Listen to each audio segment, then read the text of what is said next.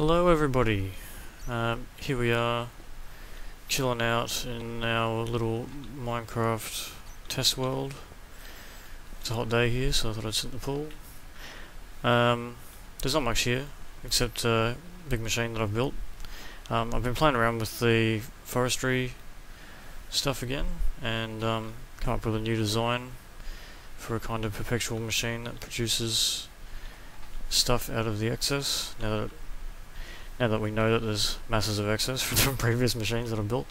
So I'll just take you for a tour.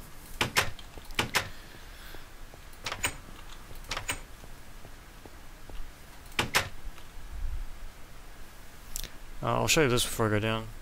This is a barrel from the factorization mod. It stores lots and lots of one thing. So I've got this one storing oak logs, which come from the tree farm, which I'll show you a bit later. So it's coming back up. So this is the tree farm down here. But we'll start at the beginning. Let's go down to where the primary power is generated. That would be... where am I going? Upstairs. How do we get up there? Ah yes, that's right.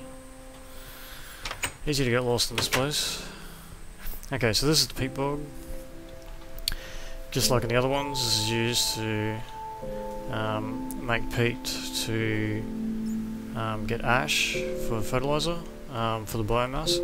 But I thought I'd go a step further this time and actually use it for the primary power. So all the power generation initially is made from peat engines, which you can see through the window there. I'll take you around there now. So you can see all the dirt coming back up here. So peat and peat blocks come out of here, out of this one, and then they go, no sorry, out of this one, that's right, yeah, out of the turbary, this thingy here, there is one, and he goes up and into there and back along the main pipe. I've got one pipe that comes out here, and he shoots along and goes down into the peat engines. You can ignore all these redstone engines and peat engines that are here, they're all just excess from when I first set it up. I didn't have all the conductive pipe in place. Underneath all this, you can kind of see it through there, is a conductive pipeline that runs back to where the peat engines are now. So they're actually generating, these engines are powering the system that produces their fuel. I've just kind of left these other engines here as backup in case something explodes or whatever, and you can set it back up in an emergency. Hasn't happened, so I think I'm just a bit paranoid about it. So let's go along to where the engines are. What's the easiest way? Go this way.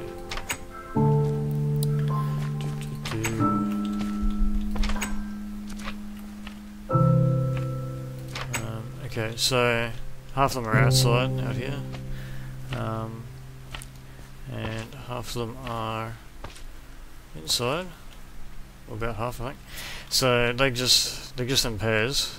The reason I did it in pairs is just to make it easier to ratio everything. I didn't want to have to play with, 4 going this way, 1 going this way, that kind of thing. They all get an even share, and you can see that over here. This is a good example. So there is a main pipe that comes in the top, that feeds into this one and another one on the other side. And then each one of them feeds to 2, and each one of them feeds to 2, and each one of them feeds to 2. And they all are just 1 block each. Ash is supposed to shoot around this back pipe here into where the fertilizer is made. That comes out of the back of the peat engines. Like this guy here. You can see him in the pipe there. Occasionally, very occasionally, we get some peat coming out the top. I don't know why that is, because there's nothing actually pulling from that direction, but anyway, it might just be a bug, I don't know. You can see all the peat blocks coming down here. So yeah, that makes the primary power.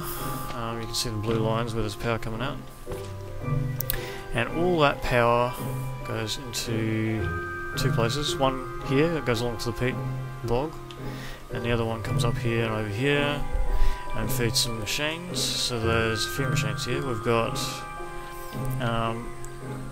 this carpenter here, which makes the bog earth. So it's, at the moment, it's got a bunch of sand and mulch. It's waiting on dirt to make this recipe here. So that makes bog earth, and that goes out to the peat bog via that main pipeline that I showed you before. And another one is the fermenter, which has fertilizer in it, which makes the biomass, which I'll show you later. It's more advanced. And then over here, hang on, how do I get it? Here we go. We've got another carpenter. This guy makes humus for the tree farm. It also uses mulch and dirt. All the dirt, every drop of it, comes from the peat bog as byproduct. After it finishes making harvesting the peat, the toberry puts in dirt in its place, and the dirt comes out again when the peat bog replaces the dirt with the bog earth after it's received bog earth. So, and then that dirt comes in and we use it for humus and bog earth, and then the humus goes up a different pipe out to the tree farm. I'll show you that in a sec. While I'm here, you can see these logs going into this box here. That feeds the barrel up there. It shoots upstairs. Okay, so where are we going? We're going to the tree farm. Okay, so these are saplings coming in from the tree farm. That goes over to the fermenter eventually. So this is the tree farm. Same as it used to be, and same setup as the peat bog with the engines. I'm not using these engines; they're just sitting here as backup. So we've got a slime over there. Yeah, the slime. Yeah. There we go. Ah. Sorry about that. Bit of intrusion there. Okay, so yeah, tree farm. Logger takes trees, gets all the saplings, gets all the apples, and the logs go. Well, we saw where the logs go. They go into the barrel upstairs. Saplings are split. Half of them go back into the tree farm. We get a few that don't fit. Obviously, it's massively overflowed. But the idea is this is constantly running, and it doesn't really matter if we lose a few saplings. Apples all go down. Let's see if we can see it from down here. Apples, basically all the stuff, humus comes along here. All the input goes this way, all the output goes that way on the same pipe. So all these logs and saplings will come along here.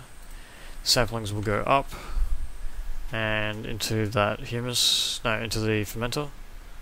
The apples, logs, sand, because the tree farm outputs sand as well. The sand will go to the bog earth creation and to the fertilizer creation as well with the ash.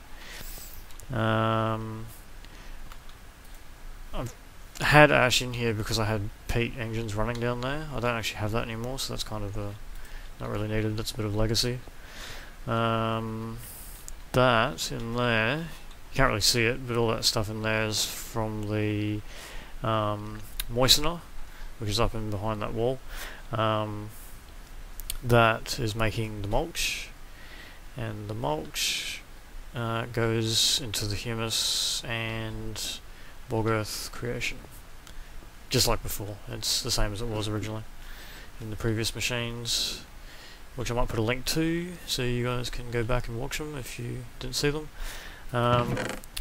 This is basically a rubbish dump for my psyllium. I don't really need it. It's the stuff you use for the mushroom farms, which I'm not using. So yeah, in behind this wall here, where that redstone engine is, in there, is where the moistener is. It's kept in a dark place so that it runs at full speed. Okay, so then it's wheat farm, I think we're up to. So if we go down here, This is the wheat farm, as you can see. It's... must be another slime out there. It runs pretty solidly. It's not overflowing like the tree farm is. But I think it gets more seeds than go out of here, so it's a reasonable...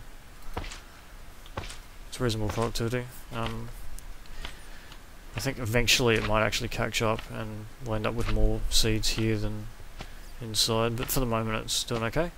So the wheat comes out of here, it goes up through this pipe and eventually into the moistener, which is down over there. The seeds get split up. Some of them go back into this system. 3/5 go back in, I think.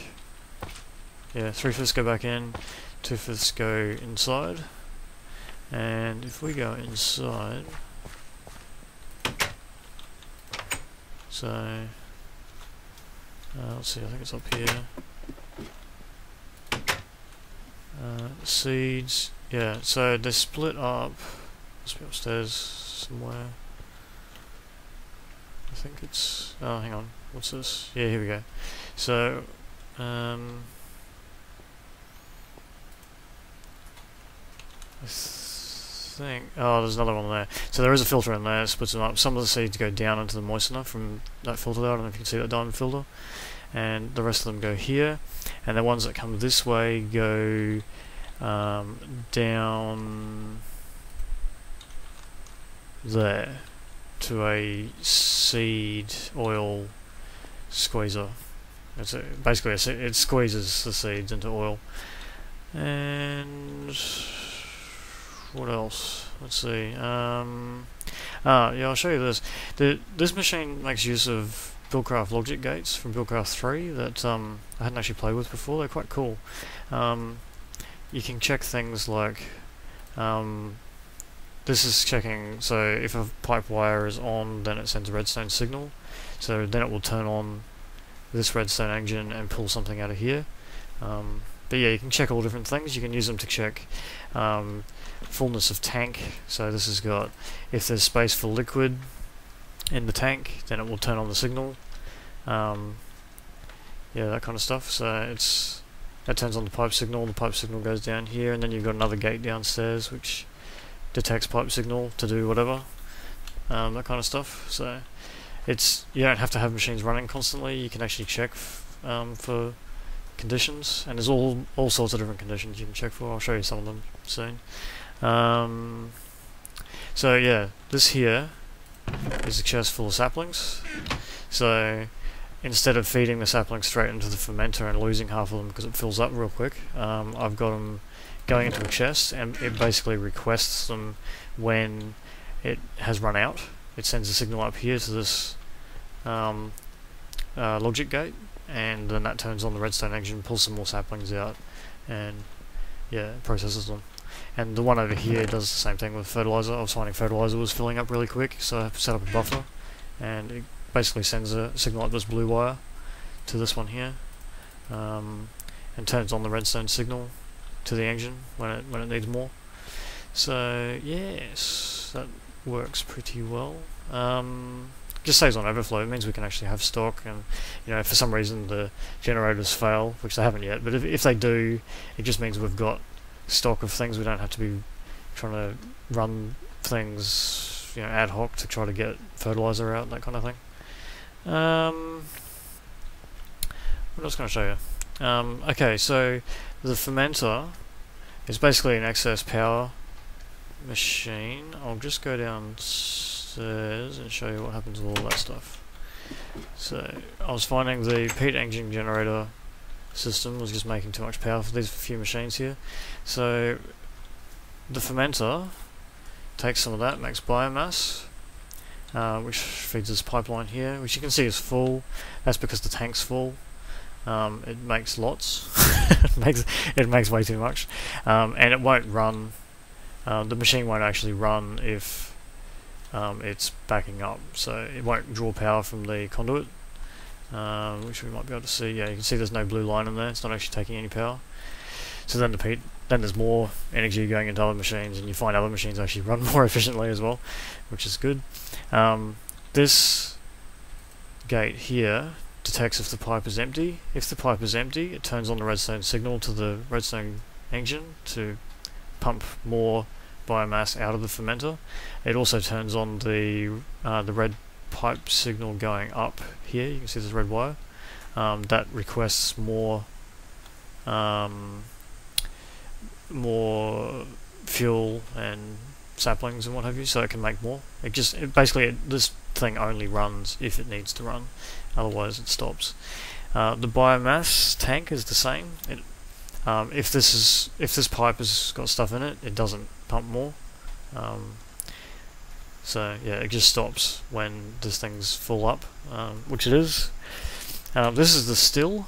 The still turns biomass into biofuel, and the biofuel goes into another tank, and same setup, it only pumps it out if the tank and the pipe attached to it is empty, or rather if the pipe attached to it is empty, then it pumps more into the pipe, but if the tank's full, then the pipe will fill up as well. And then I got to thinking, well, I've got this huge stock of biofuel, which represents all the excess power. What am I going to do with it? And I thought, well, let's use it to fill up some kind of energy storage device. And I wanted to play with thermal expansion, which is a new mod in the Feed the Beast pack, which is what I'm using for this. So I built one of these, which is a redstone energy cell. Yeah, it basically fills up with Buildcraft energy. So you can see it's going down. I'm using the power at the moment in these machines up here. I figured all the primary power can be used for the machines to keep the actual generator running, and any excess goes into the system to produce secondary power, which is this biofuel. And the storage for it is this energy cell. I could have multiple, but I thought I'd just stick with the one. And to fill it, I've got a conduit running from these combustion engines. They're actually off at the moment because I've got two systems that operate them. There's a manual cutoff switch, which I never really need to turn off, but I thought it might be a good way, if I need to do maintenance or whatever, I can turn it off. And the other check is where are they? These logic gates here. These guys. So no, that's the one that turns them on. Ah, here they are. These things. So these white ones here are OR gates. They'll only send a blue signal if the engine temperature is blue or green.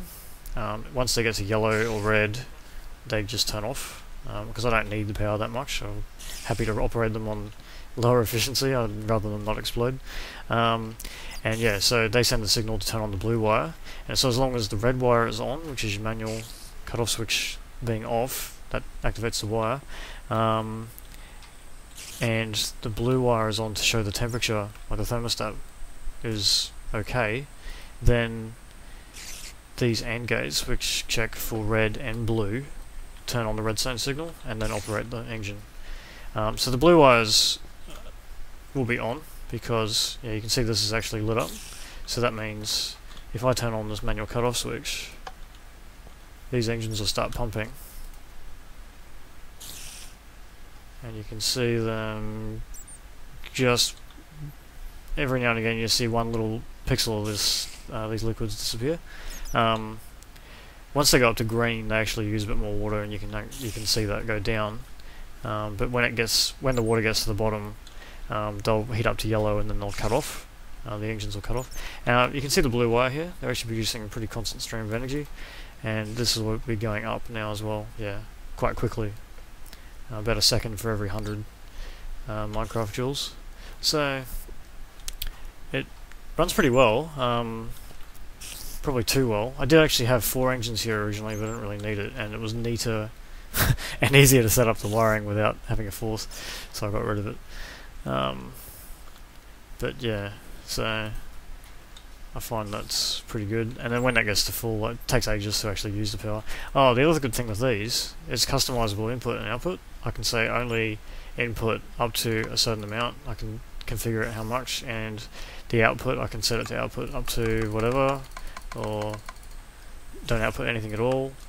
And I can remove it if I need to move it somewhere else. I can remove it with my crescent spanner, stick it somewhere else, and it'll actually keep the input-output settings as well as the amount of charge in it. It doesn't lose the charge like a lot of other cells do, so it's quite good. And this conduit's pretty cool too, I think. You can configure these little arrows here. You can set the conduit to only move in a certain direction, or accept in a, only flow this way, or accept in both ways, or don't accept anything, or whatever. So it's pretty good. It's basically like a diode system. And yeah, while I'm using fuel here, we'll probably see this will start to run. Yeah, okay, so when this runs out of this pipe here is occasionally pumping it out of the still, and when that gets down to nil, the still will start operating, and we'll get biomass flowing into there as well, and the system will move along.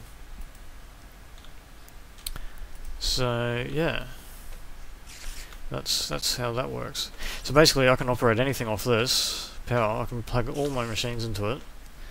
It won't touch any of this primary power. It's only running off excess, and the primary power pretty much stays there and doesn't need to do anything. It pretty much operates itself, because the peat engines will never stop. The bog keeps operating at night time as well. All it needs is the water, which never moves. So yeah, it's pretty good, really. Probably the most expensive thing to set up would be the all the gold conduit. So it was a good. I think it was a good test of the test world capabilities. I wanted to set all this up in the test world because it's easy to just throw it up quickly. The world's only about 3 layers thick. There's no actual mine anywhere. I had to just spawn in all the gear, but it's just a design test, really, to see if it all works efficiently, and it does. So now the trick will be setting it up in my survival game, which I've started doing, and I'm probably halfway to setting up the primary stuff, the peat bog and that. I've got all that hooked up. I've just got to automate some of the pipes. I'm still using the initial pipes attached to machines setup that I started off with here at the moment, because I don't have the gold for the gold conductive pipe yet in my survival game. But the design works, so yeah, as long as we can get all the stuff, it should be good.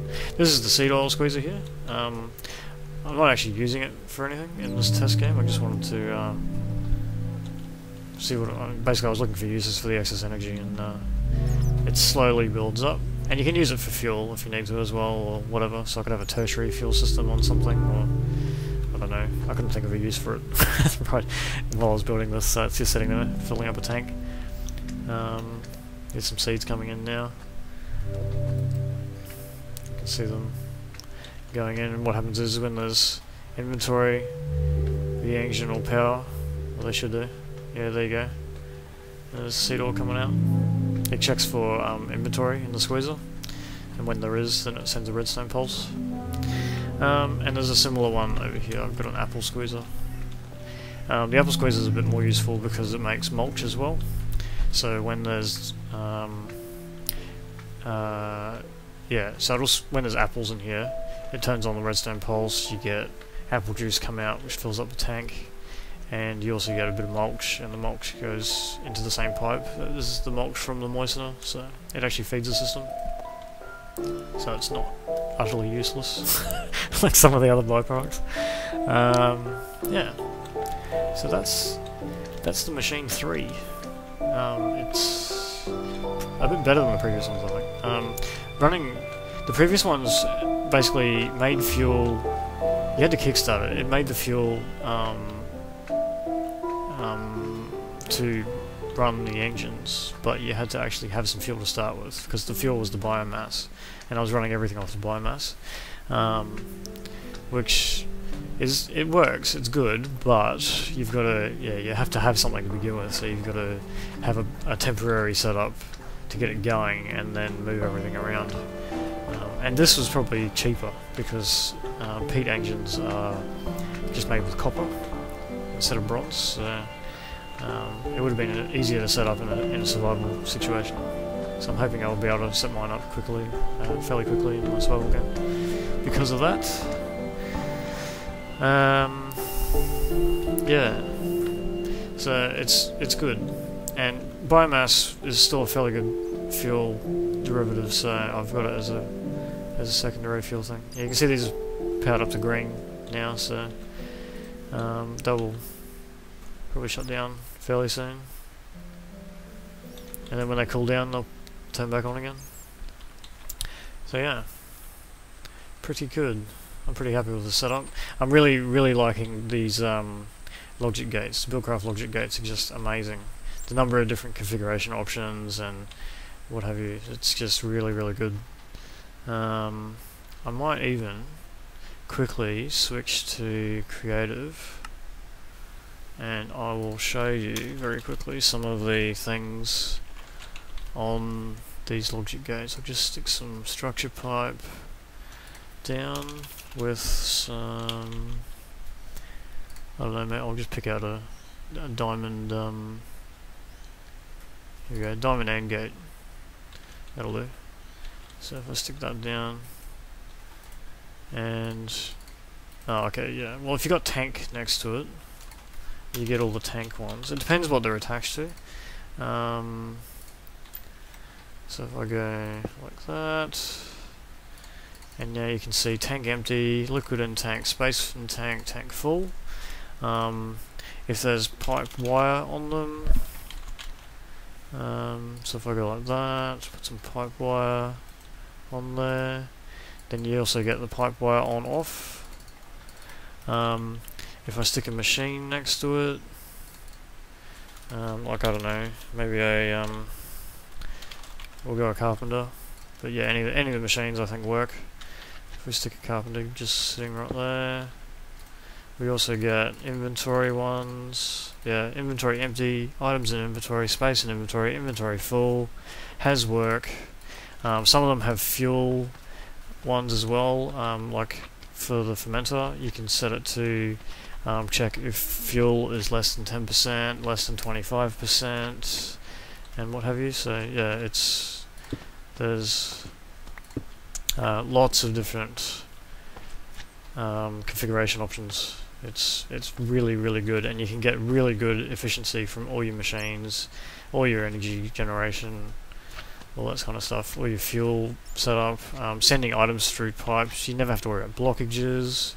It's just a massive improvement on previous ones. These logic gates are just so good, and yeah, it's just an incredible change from previous designs I've had to work with, because yeah, because of that one little thing just made this so much easier to do. So yeah, hope you enjoyed that.